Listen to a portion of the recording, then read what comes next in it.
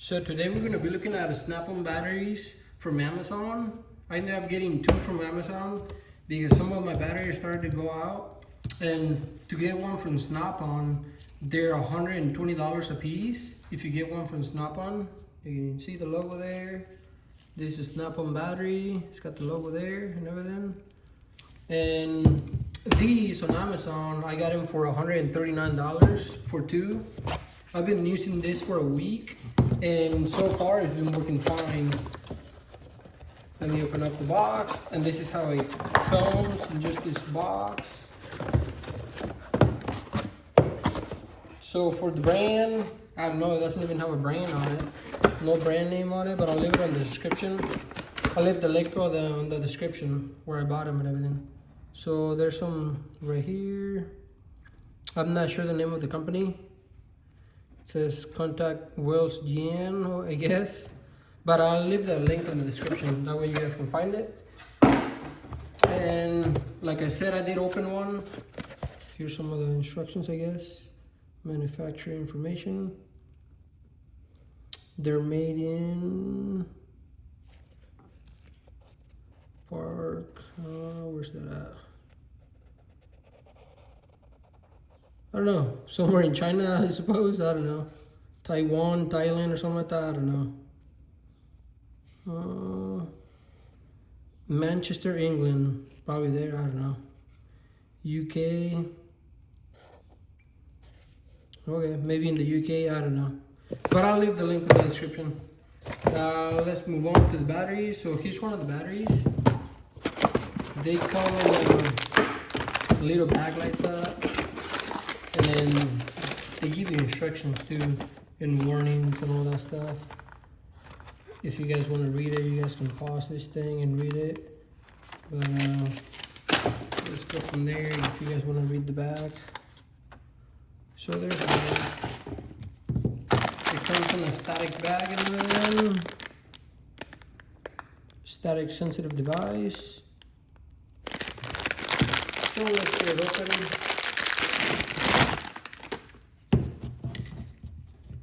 And that's how the battery basically comes. Just a little box, little bag in there. Some numbers on the battery right there. Oh, there you go. Made in China. There you go. Made in China. There's a part number right there. CTV 874. I couldn't see for a second. And basically, it looks really similar to the Snap-on one. Kind of identical. Just the only difference on it doesn't have that little rubbing padding right here. As you can see, no padding on it. And on the bottom, we have the specs right here. And oh, there you go. There's another part number. The same one on the side. The head on the side. It's a CTB8174, 7.2 volts and 14.4 volts. There you go. Pretty sure they're about the same, pretty sure. Rechargeable lithium ion battery. And what's this one? Yeah, same thing, lithium ion battery. And you can't really read that anymore. But I'm pretty sure, yeah, they're about the same. Yeah, they're the same. Same everything, just different warnings and no brand name like Snap-on or anything. And it's got 2 bolts on the bottom. From the front, they look about the same. With the little hooks on the side, locking tabs. Snap-on logo. It does have this right here. And I put them like this. They're pretty much labeled the same as I can see. Yeah, they're pretty much, they have the same labels and everything here. And from here it looks about the same. Let's look at these little clips, holder, retainers, whatever you guys want to call them, to get the battery off and to get it locked in.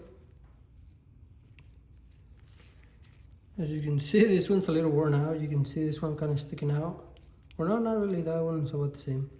It was just on the camera, I guess. And then you spread them to take it off. And that's how it holds the battery in place. And for the most part, they look about the same. The clips and everything. And I've been trying it for a week. And it does work pretty good. It gave me no trouble. I tried it on different, not just an impact, I tried it on ratchets and everything. And it worked pretty good. The only thing I didn't notice, whenever you put it in, it is a little tight in here. So you gotta push hard on it. There you go, one in there. And my little tabs are engaged right there. And then to take it off, it is a little hard. So what I do is just squeeze them together and then pry it out of here and it comes out. And to push it in, you basically gotta push in kind of hard on it, maybe because it's brand new. But if you try to, yeah, it's really hard doing it this way. I found that if you push it and then just go from the side like this, then it comes right out. Just kind of push it up. Compared to a snap-on, look how easy that goes. Basically, one-handed, just 2 fingers, push it right on. And take it off, basically, it comes right off, really easy. This one, it is a little tight, maybe because it's new. But on new batteries, on snap-on, I never really had that problem with those. They usually come in and out really easy. Maybe it's just, I don't know, really with time it's gonna get a little loose. And this one, yeah, there you go. You gotta pull really hard to get it in and out. So basically there and there. But it doesn't fall out, which is good. And the battery works and everything. It didn't really give me any trouble when I was using them. And just compare to this one.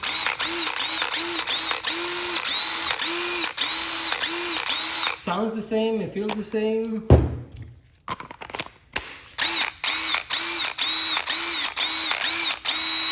Yeah, it looks about the same. And like I said, it's been working fine for me. And 2 of them for $139 instead of $120 for just one. And on the charger, I'll show you guys. At first, when I went to charge it, the one I took to try it out, I didn't notice that it was kind of loose in there. So I pushed it in like that and see how it's wobbly. And it gives you an error code right there. At first, I thought it was just a defective battery, or that it was just smaller than this one and it wouldn't attach in there. But I noticed that you gotta push it really hard in there. So once you push it hard, let me take it off. That way the error code goes away. So once it goes away, so if you push it really hard, let's crook it, there you go. It starts charging just fine. And this is a brand new charger, and I tried a used one and a new one, and it did the same thing. It's really hard to push it in there compared to the snap-on one. At first, I just thought it was smaller because I tried to put it in there and it wouldn't line up, and then I'm like, oh, what's wrong with it? But I didn't notice that you just gotta push it really hard. I think the casing on this battery might be just a little bigger. And that's why it makes it hard to push it in. But once you push it in, it charges just fine. And let me try this other one. Same thing with this one. You just gotta push it really hard. Just in case you buy one and you try to put it in and it doesn't charge or something, you gotta push it in really hard. Because yeah, at first I try to, I'll show you guys, just with the snap-on. I'm used to just putting it in. There you go. You don't gotta push as hard on the snap-on one. And it starts charging. And pull it out, it doesn't take much in there.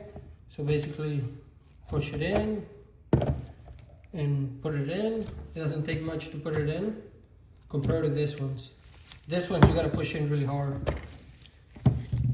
So this one you gotta put your weight on it I'm assuming once this thing gets worn out, then it might be easier to put it in once it wears out a little bit, the battery casing. But yeah, that's the only differences that I found, that you do gotta push it in. Maybe once you push it in a couple times, it's gonna loosen up a little bit. But so far it is pretty hard to push it in and pull them out of the impacts or any tools you're using with snap-on batteries. This one you just push it in, pretty easy. Take it out, comes right out. But this one you do gotta push in pretty hard. And there you go, charging. Like I said, everything, battery, it's been working fine for the week that I took it. And that's it for this one. Amazon batteries. I'll see how long they last, see if they last longer than the snap-on ones. Thanks for watching.